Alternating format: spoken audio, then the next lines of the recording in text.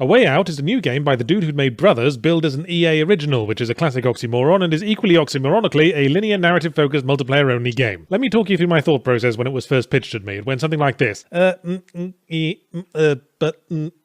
Now, maybe I'm just a hideous man-child who clings stubbornly to his views because he lacks the imagination to envision an alternative, but I still didn't think you could have a story focus in a multiplayer-only game. Story calls for immersion, and you can't get immersed when there's another person there acting as a constant reminder of the real world. This is why one does not go to the cinema to socialise, and talking to the person sitting next to you through the whole film is a good way to get decked on the way to the toilet. But now, having played through A Way Out, I have to admit that I've been proved wrong. I'm actually a very attractive man-child who clings stubbornly to his views. I was right about all that other shit. Although A Way Out does cunningly avoid the immersion issue by making its story incredibly bland and poorly written, so immersion was kind of a lost cause anyway. The story focuses on two men in prison. Leo, a career criminal with a frivolous attitude who probably got into the lifestyle because his distractingly big nose is large enough to smuggle the Hope Diamond, and new fish Vincent, a middle-aged banker led astray with a terminal case of Kane and Lynch dad bod. That becomes clear in an early scene when he's getting hosed down, pimply bum out for all to see. You mean like that bit in the Shawshank Redemption, yards? You know what, viewer? I'm fucking glad you brought that up. A Way Out, if you want to get away with ripping something off, maybe rip off something that isn't a universally renowned cultural touchstone and the favourite movie of basically everyone. A Way Out bold-facedly lifts the entire new prison induction scene from the Shawshank Redemption. The warden character looks the same. There's a bit where people are tarring a roof. It's so blatant that one might expect the designer to claim that it's an intentional homage, but trust me, A Way Out, you are doing yourself no favours by constantly reminding me of something infinitely better. I might decide I'd rather just watch the Shawshank Redemption while arm wrestling the person sitting next to me and get basically the same effect. So A Way Out is strictly two-player co-op, and gratifyingly there's a split-screen local mode, so you don't have to play online and overlay the game's cinematic soundtrack with some dickhead's nasally voice honking through a poor-quality headset mic. Although the split screen has its own issues, there's a bit where one player has to tunnel out of their cell while the other keeps watch for guards, which would have been an effective bit of cooperative gameplay calling upon our communication skills were we not free to just look at the other person's screen whenever we want like it's a fucking rearview mirror. So A Way Out posits itself as a game where the two of you must work together to solve its challenges, and you know what that means? Lots of really heavy doors. Get ready to stand next to them a whole bunch waiting for your partner to stop fucking about and come help you open it. At other times, throughout the first section of the game, when Leo and Vincent are piecing together their escape plan, there are puzzles to solve, usually based around stealing the tools they need, but pretty much all of them are I will do naughty thing, you distract guards so they do not see me do naughty thing. And if it's not that or heavy doors, the massive eye-gouging finger quotes gameplay consists only of David Cage-style slow time events where we are given precisely zero option but to follow one contextual button prompt after another. But the distract the guard puzzles all but vanish the moment you do escape from the prison, which is barely halfway through the game, so God knows what the title is referring to after that, possibly Leo's massive nostrils and the way out they offer his bogies. Gameplay instead begins to focus on slow time events, slightly ridiculous action sequences, and bumming around environments randomly fiddling with stuff, the David Cage triple threat. After the escape, you break into a farmhouse to change clothes and steal a car, all of which is fairly straightforward, but for some reason you can also bum around the house messing with the ornaments, play a banjo, do the washing up, compete with each other at horseshoes. It's all completely useless, disconnected toddler's activity centre game design, and yet there was something about it that made me reluctant to move on. Maybe because I knew that more button prompt action sequences were waiting in the trees ahead to drop onto our heads and smother us with their body flab, but this was also the point where we started actually role-playing. As I dutifully searched the house for fresh clothing and car keys, I'd pass my partner in the hall trying on hats or bumming the dog, and I'd roll my eyes like their passive-aggressive spouse. Also, Leo can draw a little moustache on a painting, which Vincent can then wipe off. And this sticks out in my mind because it's pretty much the only moment when the main characters, or indeed any character, display an ounce of personality. All the dialogue is completely bland and functional, and when it comes to action, it seems either character will do most of the time. Their weird insistence on always lifting the same side of the very heavy door notwithstanding, it makes me think of Fear 3, or F3, as I passively-aggressively insist on saying it, which was mostly lame, but the co-op was kinda interesting just because the two-player characters had vastly different roles in the gameplay. It also didn't hurt that the characters were, if not likeable, at least somewhat engaging. Leo and Vincent are neither. The Kane and Lynch comparison rises again because they're just a pair of growly, boring dads, selfishly pursuing personal revenge at the expense of their families, busloads of innocent citizens, and whoever's job it is to resurface the tarmac after you're done high-speed car chasing over it. One thing you can do to make a criminal bumblecunt sympathetic, of course, is to give them a spouse and young child to think about, a tactic A Way Out apparently thought was worth using twice for both its principal bumblecunts. So in the final act, Leo and Vincent are seeking revenge on a crime lord and torture one of his lackeys for information, a scene which could have been harrowing, but they go about the torture like a pair of substitute woodwork teachers, and are informed that the crime lord is in Mexico. Apparently that's enough to go on. All of Mexico? He must be very fat. And once they get to all of Mexico, the gameplay switches again into a bog-standard co-op shooter. You can't accuse A Way Out of being static, but I wish it'd figure out what the fuck it's doing. You're gonna turn into Cooking Mama next and end the game on a climactic souffle bake-off? Sadly not. I guess this is spoiler time, so everyone stick your head in a bucket of old lemons. The game ends with a plot twist that made me jump up and yell, watery bullshit spewing from an ornamental fountain fountain game. This twist punches so many holes in the plot that the plot is now a cheese grater. The co-op game then turns competitive and the players fight each other to decide the ending. Interesting idea, but again the characters are so unengaging that the only drama came from the fact that I was playing with my girlfriend and had to balance my thirst for victory against making her all huffy for the rest of the evening. Here's a quote for your blurb, a way out. All the death-defying excitement of failing to acknowledge a new haircut.